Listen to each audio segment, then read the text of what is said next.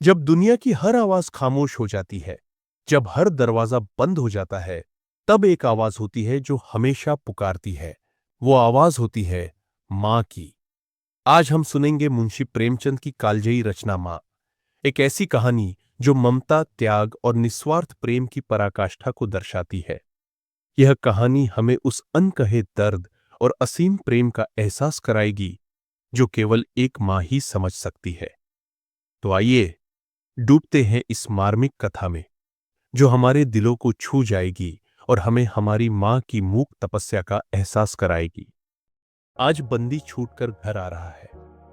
करुणा ने एक दिन पहले ही घर लीप पोत रखा था। इन 3 वर्षों में उसने कठिन तपस्या करके जो 10-5 रुपये जमा कर रखे थे, वह सब पति के सत्कार और स्वागत की तैयारियों में खर्च कर दिए। पति के लिए धोतियों का नया जोड़ा लाई थी, नए कुर्ते बनवाए थे, बच्चे के लिए नए कोट और टोपी की आयोजना की थी।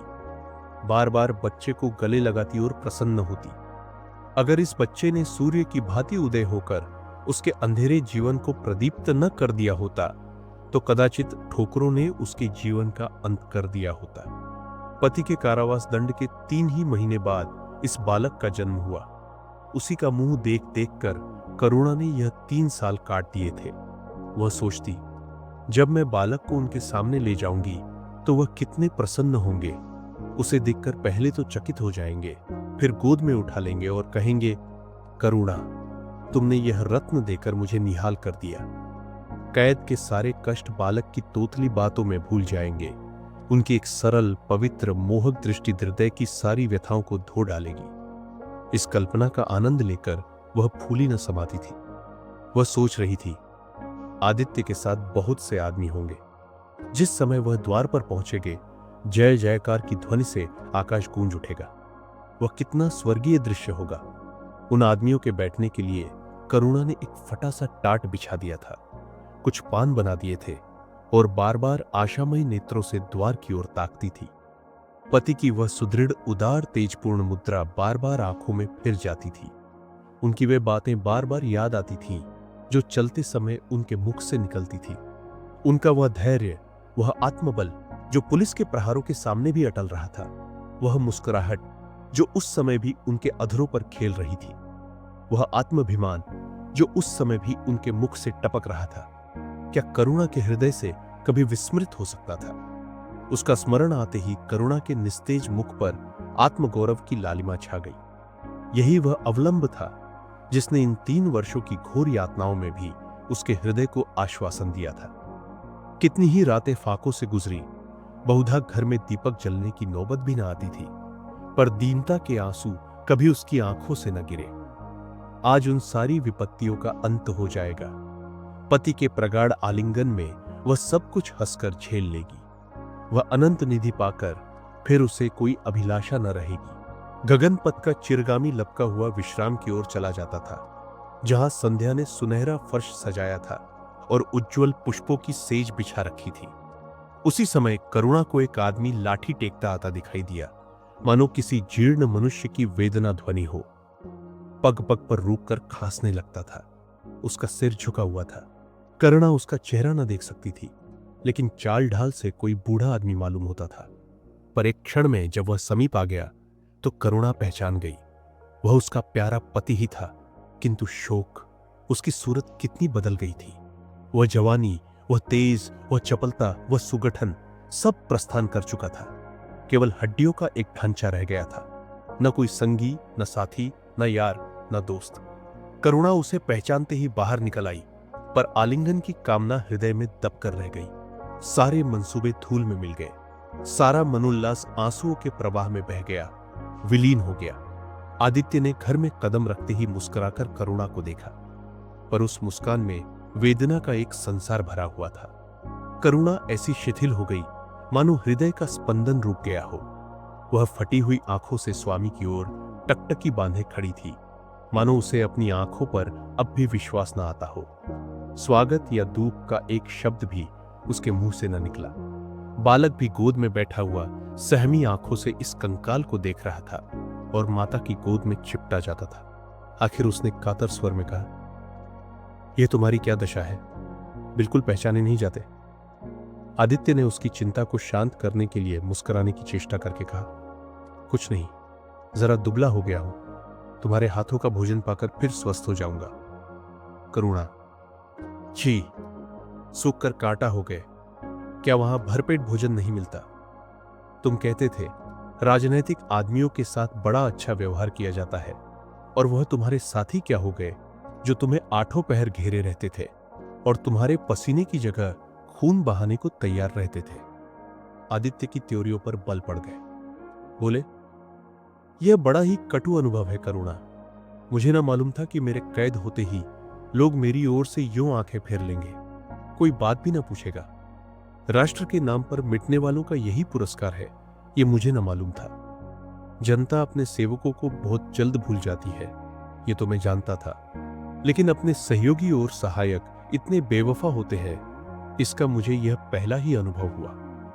लेकिन मुझे किसी से शिकायत नहीं। सेवा स्वयं अपना पुरस्कार है। मेरी भूल थी कि मैं इसके लिए यश और नाम चाहता था। करुणा, तो क्या वहां भोजन भी ना मिलता था? आदित्य, ये ना पूछो करुणा, बड़ी करुण कथा है।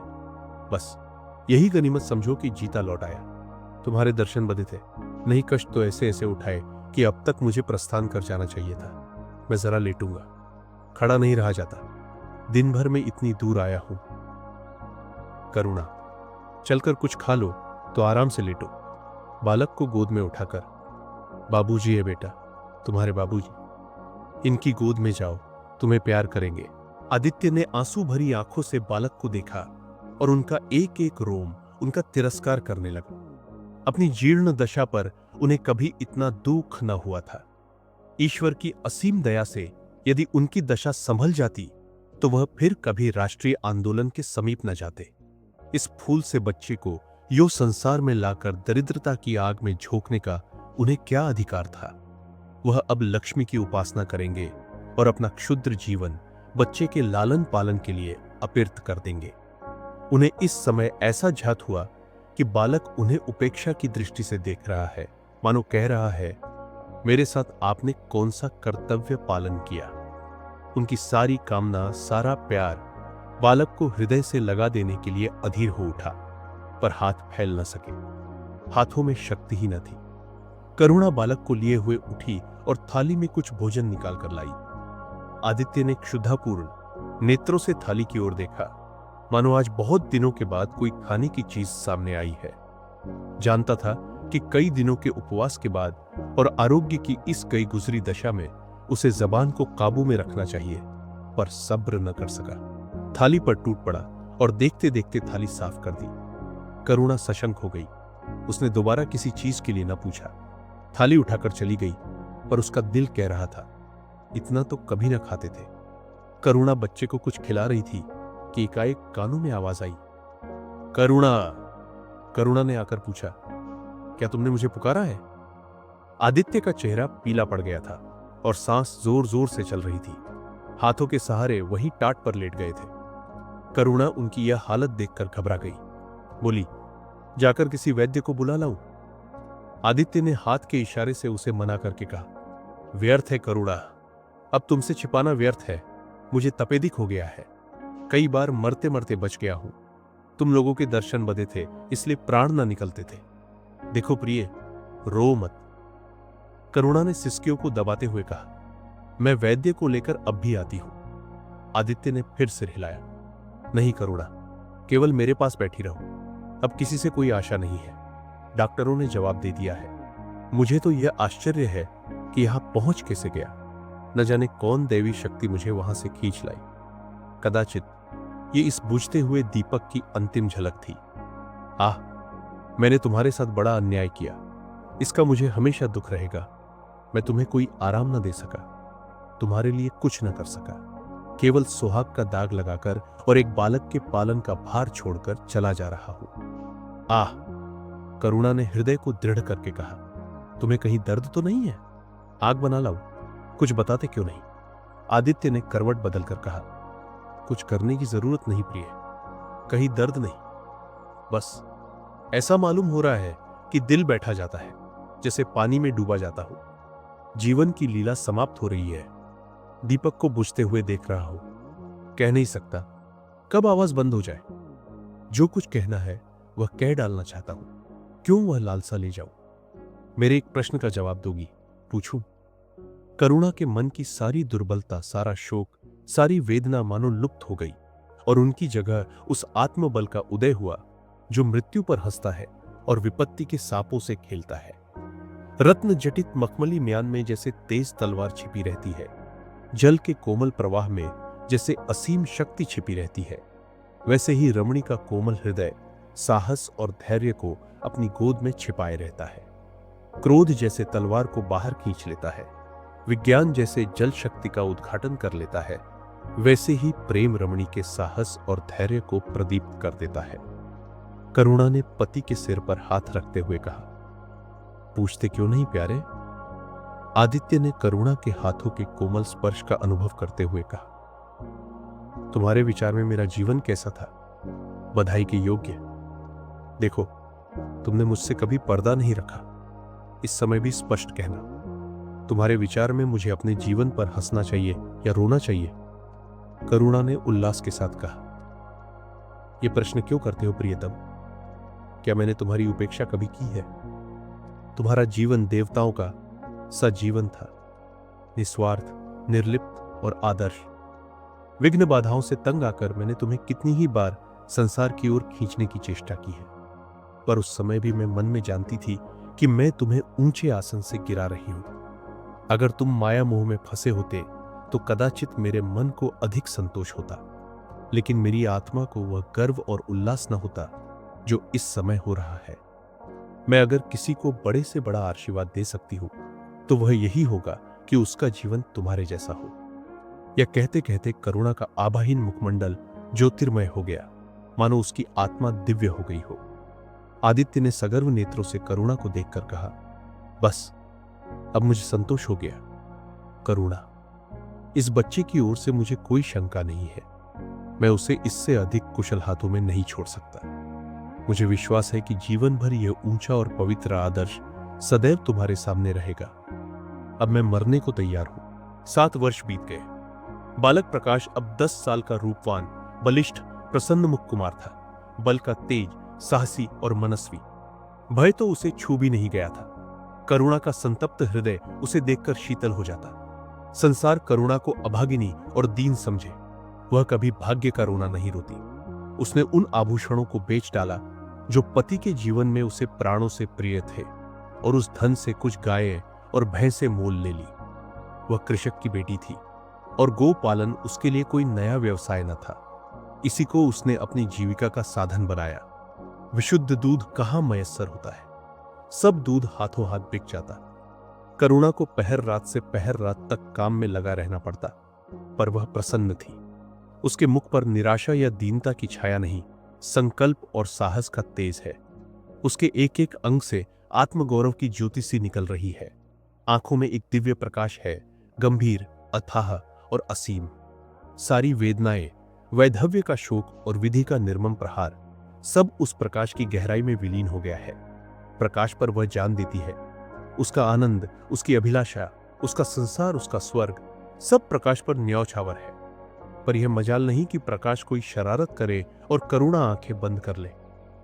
नहीं, वह उसके चरित्र की बड़ी कठोरता से देखभाल करती है। वह प्रकाश की मां नहीं, मां बाप दोनों है। उसके पुत्र स्नेह में माता की ममता के साथ पिता की कठोरता भी मिली हुई है। पति के अंतिम शब्द अभी तक उसके कानों में गूंज रहे हैं। वह आत्मोल्लास जो उनके चेहरे पर झलकने लगा था, वह गर्वमय लाली जो उनकी आंखों में छा गई थी, अभी तक उसकी आंखों में फिर रही है। निरंतर पति चिंतन ने आदित्य को उसकी आंखों में प्रत्यक्ष कर दिया है। वह सदैव उनकी उपस्थिति का अनुभव किया करती है। उसे ऐसा जान पड़ता है कि आदित्य की आत्मा सदैव उसकी रक्षा करती रहती है। उसकी यही हार्दिक अभिलाषा है कि प्रकाश जवान होकर पिता का पथगामी हो। संध्या हो गई थी। एक भिखारिन द्वार पर आकर भीख मांगने लगी। करुणा उस समय गौ को पानी दे रही थी। प्रकाश बाहर खेल रहा था। बालक ही तो ठहरा, शरारत सूझी। घर में गया और कटोरे में थोड़ा सा भूसा लेकर बाहर निकला। भिखारिन ने अब की झेली फैला दी। प्रकाश ने भूसा उसकी झोली में डाल दिया और जोर जोर से तालियां बजाता हुआ भागा। भिखारिन ने अग्निमय नेत्रों से देखकर कहा, वाह रे लाडले, मुझसे हंसी करने चला है। यही मां बाप ने सिखाया है, तब तो खूब कुल का नाम जगाओगे। करुणा उसकी बोली सुनकर बाहर निकल आई और पूछा, क्या है माता, किसे कह रही हो? भिखारिन ने प्रकाश की तरफ इशारा करके कहा, वह तुम्हारा लड़का है ना? देखो, कटोरे में भूसा भरकर मेरी झोली में डाल गया है। चुटकी भर आटा था, वह भी मिट्टी में मिल गया। कोई इस तरह दुखियों को सताता है? सबके दिन एक से नहीं रहते। आदमी को घमंड न करना चाहिए। करुणा ने कठोर स्वर में पुकारा। प्रकाश प्रकाश लज्जित न हुआ, अभिमान से सिर उठाए हुए आया और बोला, वह हमारे घर भीख क्यों मांगने आई है? कुछ काम क्यों नहीं करती? करुणा ने उसे समझाने की चेष्टा करके कहा, शर्म नहीं आती? उल्टे और आंख दिखाते हो। प्रकाश, शर्म क्यों आए? ये क्यों रोज भीख मांगने आती है? हमारे यहां क्या कोई चीज मुफ्त आती है? करुणा, तुम्हें कुछ न देना था तो सीधे से कह देते। जाओ, तुमने ये शरारत क्यों की? प्रकाश, उनकी आदत कैसे छूटती? करुणा ने बिगड़ कर कहा, तुम आप पिटोगे मेरे हाथों। प्रकाश, पिटूंगा क्यों? आप जबरदस्ती पीटेंगी? दूसरे मुल्कों में अगर कोई भीख मांगे तो कैद कर लिया जाए, ये नहीं कि उल्टे भिखमंगों को और शह दी जाए। करुणा, जो अपंग है वह कैसे काम करे? प्रकाश, तो जाकर डूब मरे, जिंदा क्यों रहती है? करुणा निरुत्तर हो गई।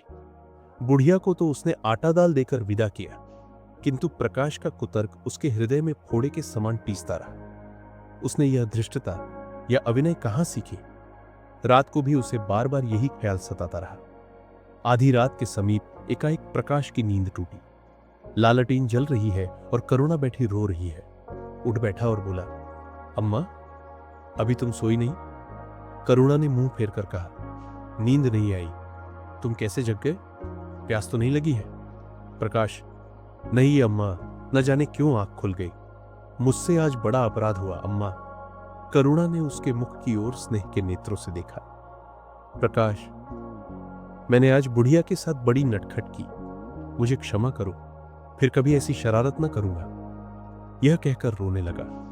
करुणा ने स्नेहार्द्र होकर उसे गले लगा लिया और उसके कपोलों का चुंबन करके बोली, बेटा, मुझे खुश करने के लिए यह कह रहे हो या तुम्हारे मन में सचमुच पछतावा हो रहा है? प्रकाश ने सिसकते हुए कहा, नहीं अम्मा, मुझे दिल से अफसोस हो रहा है। अब कि वह बुढ़िया आएगी तो मैं उसे बहुत से पैसे दूंगा। करुणा का हृदय मतवाला हो गया। ऐसा जान पड़ा आदित्य सामने खड़े बच्चे को आशीर्वाद दे रहे हैं और कह रहे हैं, करुणा, क्षोभ मत कर, प्रकाश अपने पिता का नाम रोशन करेगा, तेरी संपूर्ण कामनाएं पूरी हो जाएगी। लेकिन प्रकाश के कर्म और वचन में मेल न था और दिनों के साथ उसके चरित्र का अंग प्रत्यक्ष होता जाता था। ज़हीन था ही, विश्वविद्यालय से उसे वजीफे मिलते थे। करुणा भी उसकी यथेष्ट सहायता करती थी, फिर भी उसका खर्च पूरा न पड़ता था। वह मितव्ययता और सरल जीवन पर विद्वत्ता से भरे हुए व्याख्यान दे सकता था, पर उसका रहन सहन फैशन के अंधभक्तों से जौ भर घट करना था। प्रदर्शन की धुन उसे हमेशा सवार रहती थी। उसके मन और बुद्धि में निरंतर द्वंद्व होता रहता था। मन जाति की ओर था, बुद्धि अपनी ओर। बुद्धि मन को दबाए रहती थी, उसके सामने मन की एक न चलती थी। जाति सेवा ऊसर की खेती है, वहां बड़े से बड़ा उपहार जो मिल सकता है वह है गौरव और यश, पर वह भी स्थायी नहीं, इतना अस्थिर कि क्षण में जीवन भर की कमाई पर पानी फिर सकता है। अतः उसका अंतकरण अनिवार्य वेग के साथ विलासमय जीवन की ओर झुकता था, यहां तक कि धीरे धीरे उसे त्याग और निग्रह से घृणा होने लगी। वह दुर्वस्था और दरिद्रता को हेय समझता था। उसके हृदय न था, भाव न थे, केवल मस्तिष्क था। मस्तिष्क में दर्द कहां? वहां तो तर्क है, मंसूबे हैं। सिंध में बाढ़ आई, हजारों आदमी तबाह हो गए। विद्यालय ने वहां एक सेवा समिति भेजी। प्रकाश के मन में द्वंद्व होने लगा, जाऊं या न जाऊं। इतने दिनों अगर वह परीक्षा की तैयारी करे तो प्रथम श्रेणी में पास हो। चलते समय उसने बीमारी का बहाना कर दिया। करुणा ने लिखा, तुम सिंध न गए, इसका मुझे दुख है। तुम बीमार रहते हुए भी वहां जा सकते थे। समिति में चिकित्सक भी तो थे। प्रकाश ने पत्र का उत्तर न दिया। उड़ीसा में अकाल पड़ा। प्रजा मक्खियों की तरह मरने लगी। कांग्रेस ने पीड़ितों के लिए एक मिशन तैयार किया। उन्हीं दिनों विद्यालयों ने इतिहास के छात्रों को ऐतिहासिक खोज के लिए लंका भेजने का निश्चय किया। करुणा ने प्रकाश को लिखा, तुम उड़ीसा जाओ। किंतु प्रकाश लंका जाने को लालायित था। वह कई दिन इसी दुविधा में रहा। अंत को सीलोन ने उड़ीसा पर विजय पाई। करुणा ने अब की उससे कुछ न लिखा, चुपचाप रोती रही। सीलोन से लौटकर प्रकाश छुट्टियों में घर गया। करुणा उससे खींची खींची रही। प्रकाश मन में लज्जित हुआ और संकल्प किया कि अब की कोई अवसर आया तो अम्मा को अवश्य प्रसन्न करूंगा। यह निश्चय करके वह विद्यालय लौटा। लेकिन यहां आते ही फिर परीक्षा की फिक्र सवार हो गई। यहां तक कि परीक्षा के दिन आ गए, मगर इम्तिहान से फुर्सत पाकर भी प्रकाश घर न गया। विद्यालय के एक अध्यापक कश्मीर सैर करने जा रहे थे। प्रकाश उन्हीं के साथ कश्मीर चल खड़ा हुआ। जब परीक्षा फल निकला और प्रकाश प्रथम आया, तब उसे घर की याद आई। उसने तुरंत करुणा को पत्र लिखा और अपने आने की सूचना दी। माता को प्रसन्न करने के लिए उसने 2-4 शब्द जाति सेवा के विषय में भी लिखे। अब मैं आपकी आज्ञा का पालन करने को तैयार हूं। मैंने शिक्षा संबंधी कार्य करने का निश्चय किया है। इसी विचार से मैंने वह विशिष्ट स्थान प्राप्त किया है। हमारे नेता भी तो विद्यालयों के आचार्यों ही का सम्मान करते हैं। अभी तक इन उपाधियों के मोह से वे मुक्त नहीं हुए हैं।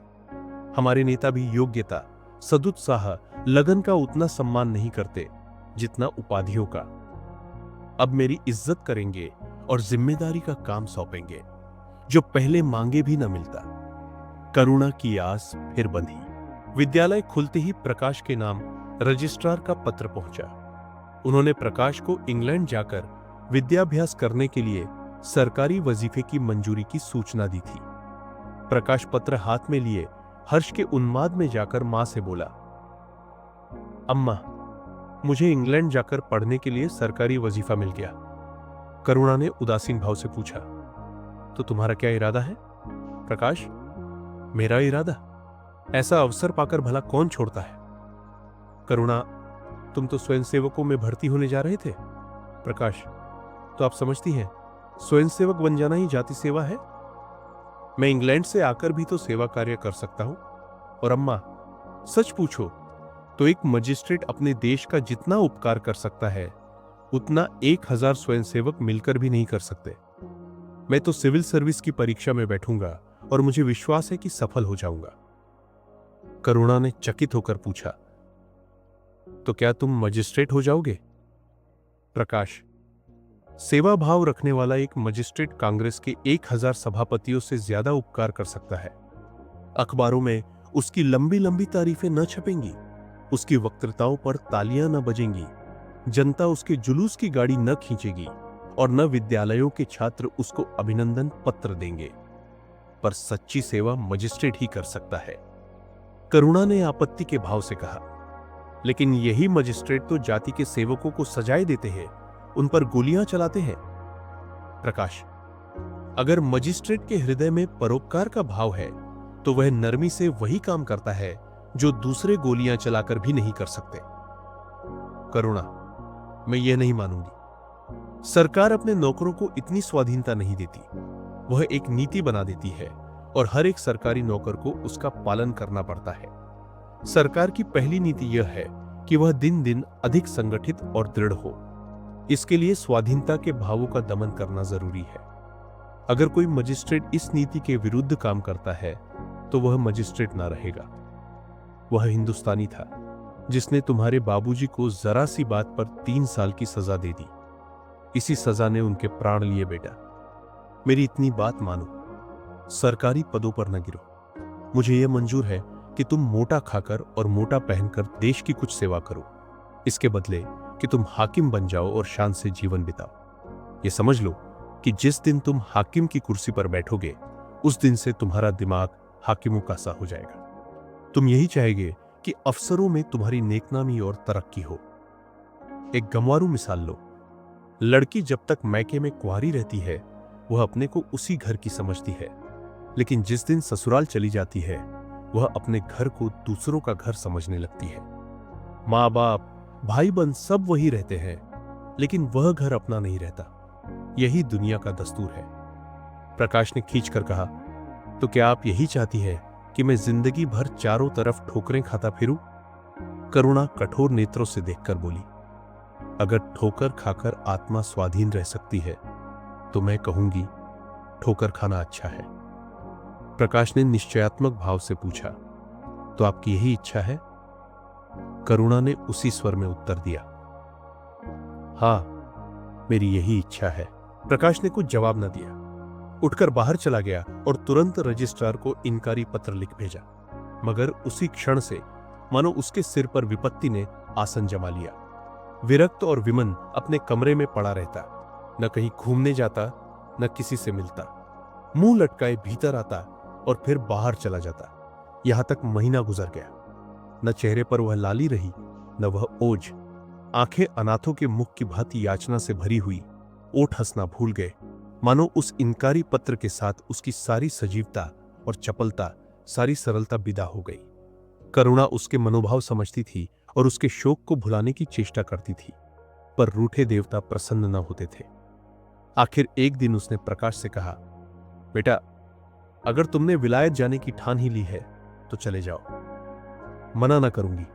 मुझे खेद है कि मैंने तुम्हें रोका।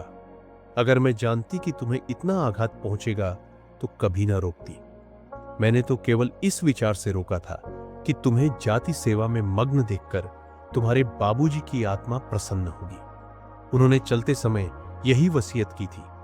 प्रकाश ने रूखई से जवाब दिया, अब क्या जाऊंगा, इनकारी खत लिख चुका। मेरे लिए कोई अब तक बैठा थोड़े ही होगा। कोई दूसरा लड़का चुन लिया होगा और फिर करना ही क्या है। जब आपकी मर्जी है कि गांव गांव की खाक छानता फिरूं तो वही सही। करुणा का गर्व चूर चूर हो गया। इस अनुमति से उसने बाधा का काम लेना चाहा, पर सफल न हुई। बोली, अभी कोई न चुना गया होगा, लिख दो, मैं जाने को तैयार हूं। प्रकाश ने झुंझलाकर कहा, अब कुछ नहीं हो सकता, लोग हंसी उड़ाएंगे। मैंने तय कर लिया है कि जीवन को आपकी इच्छा के अनुकूल बनाऊंगा। करुणा, तुमने अगर शुद्ध मन से यह इरादा किया होता तो यूं ना रहते। तुम मुझसे सत्याग्रह कर रहे हो। अगर मन को दबाकर, मुझे अपनी राह का कांटा समझकर तुमने मेरी इच्छा पूरी भी की तो क्या? मैं तो जब जानती कि तुम्हारे मन में आप ही आप सेवा का भाव उत्पन्न होता, तुम आज ही रजिस्ट्रार साहब को पत्र लिख दो। प्रकाश, अब मैं नहीं लिख सकता, तो इसी शोक में तने बैठे रहोगे? लाचारी है। करुणा ने और कुछ न कहा। जरा देर में प्रकाश ने देखा कि वह कहीं जा रही है, मगर वह कुछ बोला नहीं। करुणा के लिए बाहर आना जाना कोई असाधारण बात न थी, लेकिन जब संध्या हो गई और करुणा न आई तो प्रकाश को चिंता होने लगी। अम्मा कहां गई? यह प्रश्न बार बार उसके मन में उठने लगा। प्रकाश सारी रात द्वार पर बैठा रहा। भांति भांति की शंकाएं मन में उठने लगी। उसे अब याद आया, चलते समय करुणा कितनी उदास थी, उसकी आंखें कितनी लाल थी। यह बातें प्रकाश को उस समय क्यों न नजर आई? वह क्यों स्वार्थ में अंधा हो गया था? हां, अब प्रकाश को याद आया, माता ने साफ सुथरे कपड़े पहने थे, उनके हाथ में छतरी भी थी। तो क्या वह कहीं बहुत दूर गई है? किससे पूछे? अनिष्ट के भय से प्रकाश रोने लगा। श्रावण की अंधेरी भयानक रात थी। आकाश में श्याम मेघमालाएं भीषण स्वप्न की भांति छाई हुई थी। प्रकाश रह रहकर आकाश की ओर देखता था, मानो करुणा उन्हीं मेघमालाओं में छिपी बैठी हो। उसने निश्चय किया, सवेरा होते ही मां को खोजने चलूंगा। और अगर किसी ने द्वार खटखटाया, प्रकाश ने दौड़कर खोला तो देखा करुणा खड़ी है। उसका मुखमंडल इतना खोया हुआ, इतना करुण था, जैसे आज ही उसका सुहाग उठ गया है, जैसे संसार में अब उसके लिए कुछ नहीं रहा, जैसे वह नदी के किनारे खड़ी अपनी लदी हुई नाव को डूबते देख रही है और कुछ कर नहीं सकती। प्रकाश ने अधीर होकर पूछा, अम्मा कहां चली गई थी? बहुत देर लगाई। करुणा ने भूमि की ओर ताकते हुए जवाब दिया, एक काम से गई थी, देर हो गई। यह कहते हुए उसने प्रकाश के सामने एक बंद लिफाफा फेंक दिया। प्रकाश ने उत्सुक होकर लिफाफा उठा लिया। ऊपर ही विद्यालय की मुहर थी। तुरंत ही लिफाफा खोलकर पड़ा। हल्की सी लालिमा चेहरे पर दौड़ गई। पूछा, यह तुम्हें कहां मिल गया अम्मा? करुणा, तुम्हारे रजिस्ट्रार के पास से लाई हूं। क्या तुम वहां चली गई थी? और क्या करती? कल तो गाड़ी का समय न था, मोटर ले ली थी। प्रकाश एक क्षण तक मौन खड़ा रहा, फिर कुंठित स्वर में बोला, जब तुम्हारी इच्छा नहीं है तो मुझे क्यों भेज रही हो? करुणा ने विरक्त भाव से कहा, इसलिए कि तुम्हारी जाने की इच्छा है। तुम्हारा यह मलिन वेश नहीं देखा जाता। अपने जीवन के 20 वर्ष तुम्हारी हितकामना पर अर्पित कर दिए, अब तुम्हारी महत्वाकांक्षा की हत्या नहीं कर सकती। तुम्हारी यात्रा सफल हो, यही हमारी हार्दिक अभिलाषा है। करुणा का कंठ रूंध गया और कुछ न कह सकी। प्रकाश उसी दिन से यात्रा की तैयारियां करने लगा। करुणा के पास जो कुछ था वह सब खर्च हो गया। कुछ आरण भी लेना पड़ा। नए सूट बने, सूटकेस लिए गए।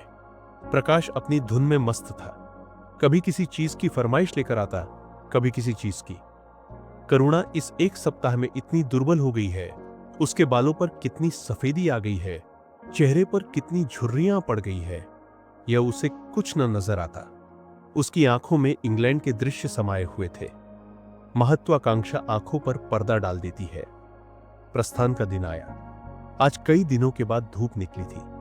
करुणा स्वामी के पुराने कपड़ों को बाहर निकाल रही थी। उनकी गाढ़े की चादरें, खद्दर के कुर्ते, पाजामे और लिहाफ अभी तक संदूक में संचित थे। प्रतिवर्ष वे धूप में सुखाए जाते और झाड़ पोंछ कर रख दिए जाते थे। करुणा ने आज फिर उन कपड़ों को निकाला, मगर सुखाकर रखने के लिए नहीं, गरीबों में बांट देने के लिए। वह आज पति से नाराज है। वह लुटिया, डोर और घड़ी, जो आदित्य की चिरसंगिनी थी और जिनकी 20 वर्ष से करुणा ने उपासना की थी, आज निकालकर आंगन में फेंक दी गई। वह झोली, जो बरसों आदित्य के कंधों पर आरूढ़ रह चुकी थी, आप कूड़े में डाल दी गई। वह चित्र, जिसके सामने 20 वर्ष से करुणा सिर झुकाती थी, आज वही निर्दयता से भूमि पर डाल दिया गया। पति का कोई स्मृति चिन्ह वह अब अपने घर में नहीं रखना चाहती। उसका अंत करण शोक और निराशा से विदीर्ण हो गया है और पति के सिवा वह किस पर क्रोध उतारे? कौन उसका अपना है? वह किससे अपनी व्यथा कहे? किसे अपनी छाती चीर कर दिखाए? वह होते तो क्या प्रकाश दास्ता की जंजीर गले में डालकर फूला न समाता? उसे कौन समझाए कि आदित्य भी इस अवसर पर पछताने के सिवा और कुछ न कर सकते। प्रकाश के मित्रों ने आज उसे विदाई का भोज दिया था। वहां से वह संध्या समय कई मित्रों के साथ मोटर पर लौटा।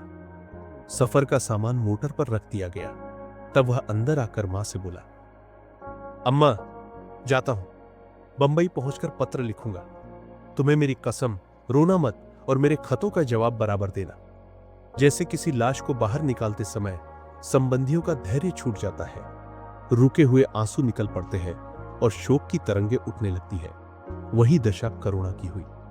कलेजे में एक हाहाकार हुआ जिसने उसकी दुर्बल आत्मा के एक एक अणु को कंपा दिया। मालूम हुआ पांव पानी में फिसल गया है और वह लहरों में बही जा रही है। उसके मुख से शोक या आशीर्वाद का एक शब्द भी न निकला। प्रकाश ने उसके चरण छुए, अश्रुजल से माता के चरणों को पखारा, फिर बाहर चला। करुणा पाषाण मूर्ति की भांति खड़ी थी। सहसा ग्वाले ने आकर कहा, बहू जी, भैया चले गए, बहुत रोते थे। तब करुणा की समाधि टूटी। देखा, सामने कोई नहीं है। घर में मृत्यु का सा सन्नाटा छाया हुआ है और मानो हृदय की गति बंद हो गई है। सहसा करुणा की दृष्टि ऊपर उठ गई। उसने देखा कि आदित्य अपनी गोद में प्रकाश की निर्जीव देह लिए खड़े हो रहे हैं। करुणा पछाड़ खाकर गिर पड़ी। करुणा जीवित थी, पर संसार से उसका कोई नाता न था। उसका छोटा सा संसार, जिसे उसने अपनी कल्पनाओं के हृदय में रचा था, स्वप्न की भांति अनंत में विलीन हो गया था। जिस प्रकाश को सामने देखकर वह जीवन की अंधेरी रात में भी हृदय में आशाओं की संपत्ति लिए जी रही थी, वह बुझ गया और संपत्ति लुट गई। अब न कोई आश्रय था और न उसकी जरूरत। जिन गुओं को वह दोनों वक्त अपने हाथों से दाना चारा देती और सहलाती थी, वे अब खूंटे पर बंधी निराश नेत्रों से द्वार की ओर ताकती रहती थी। बछड़ों को गले लगाकर पुचकारने वाला अब कोई न था, जिसके लिए दूध दूहे, मट्ठा निकाले। खाने वाला कौन था? करुणा ने अपने छोटे से संसार को अपने ही अंदर समेट लिया था, किंतु एक ही सप्ताह में करुणा के जीवन ने फिर रंग बदला। उसका छोटा सा संसार फैलते फैलते विश्वव्यापी हो गया। जिस लंगर ने नौका को तट से एक केंद्र पर बांध रखा था, वह उखड़ गया। अब नौका सागर के अशेष विस्तार में भ्रमण करेगी, चाहे वह उद्दाम तरंगों के वक्ष में ही क्यों न विलीन हो जाए। करुणा द्वार पर आ बैठती और मोहल्ले भर के लड़कों को जमा करके दूध पिलाती। दोपहर तक मक्खन निकालती और वह मक्खन मोहल्ले के लड़के खाते। फिर भांति भांति के पकवान बनाती और कुत्तों को खिलाती। अब यही उसका नित्य का नियम हो गया। चिड़ियां, कुत्ते, बिल्लियां, चींटे चींटियां सब अपने हो गए। प्रेम का वह द्वार अब किसी के लिए बंद न था। उस अंगुल भर जगह में, जो प्रकाश के लिए भी काफी न थी, अब समस्त संसार समा गया था। एक दिन प्रकाश का पत्र आया। करुणा ने उसे उठाकर फेंक दिया। फिर थोड़ी देर के बाद उसे उठाकर फाड़ डाला और चिड़ियों को दाना चुगाने लगी। मगर जब निशा योगिनी ने अपनी धूनी जलाई और वेदनाएं उससे वरदान मांगने के लिए विकल हो होकर चली, तो करुणा की मनोवेदना भी सजग हो उठी। प्रकाश का पत्र पढ़ने के लिए उसका मन व्याकुल हो उठा। उसने सोचा, प्रकाश मेरा कौन है? मेरा उससे क्या प्रयोजन? हां, प्रकाश मेरा कौन है? हां, प्रकाश मेरा कौन है? हृदय ने उत्तर दिया, प्रकाश तेरा सर्वस्व है।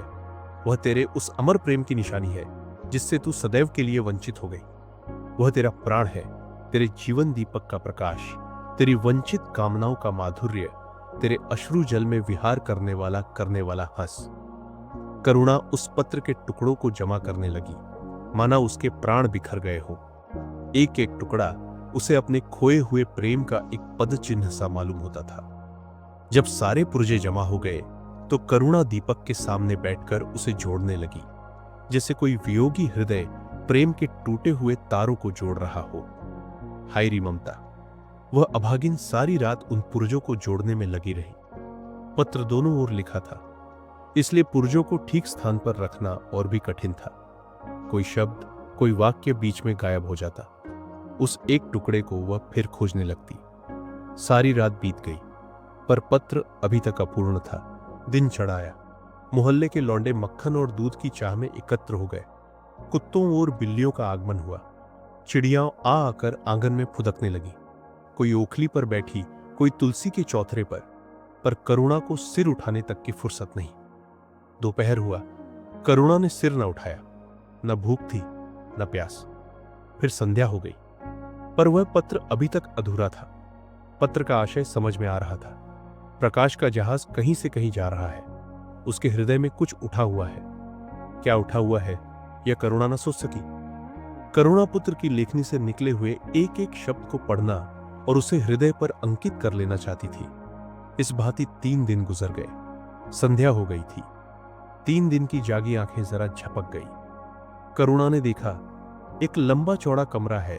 उसमें मेजें और कुर्सियां लगी हुई है। बीच में ऊंचे मंच पर कोई आदमी बैठा हुआ है। करुणा ने ध्यान से देखा। प्रकाश था। एक क्षण में एक कैदी उसके सामने लाया गया। उसके हाथ पांव में जंजीर थी, कमर झुकी हुई। यह आदित्य थे। करुणा की आंखें खुल गई, आंसू बहने लगे। उसने पत्र के टुकड़ों को फिर समेट लिया और उसे जलाकर राख कर डाला। राख की एक चुटकी के सिवा वहां कुछ न रहा जो उसके हृदय में विदीर्ण किए डालती थी।